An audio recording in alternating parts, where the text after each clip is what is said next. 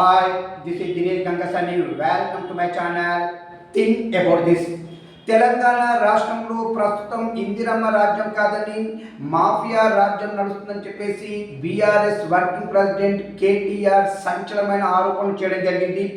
ఏది ఏమైనప్పటికీ 8 ఏళ్ల సర్వీస్ ఉన్నప్పటికీ ఒక ఐఏఎస్ అధికారి రిజ్వీ కేవలం మంత్రి బెదిరింపులతోనే బీఆర్ఎస్ తీసుకోవాల్సి వచ్చిందని చెప్పేసి కేటీఆర్ ఆరోపించడం జరిగింది.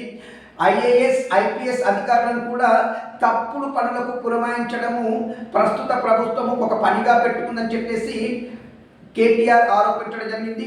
మరి ప్రభుత్వం చెప్పినట్టుగా ఐఏఎస్ ఐపీఎస్ అధికారులు తప్పుడు పనులకు మాత్రం తలొగ్గితే ముందు తీవ్ర పరిణామాలు ఎదుర్కోవాల్సి వస్తుందని కేటీఆర్ వార్నింగ్ కూడా ఇవ్వడం జరిగింది.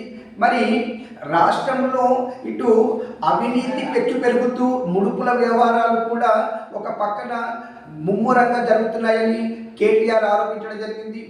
ఏది ఏమైనప్పటికీ కేటీఆర్ చేసినటువంటి ఈ ఆరోపణలపైన మీ అభిప్రాయాన్ని నాకు కామెంట్ రూపంలో తెలియజేయండి. ఇట్లు దినేష్ గంగస.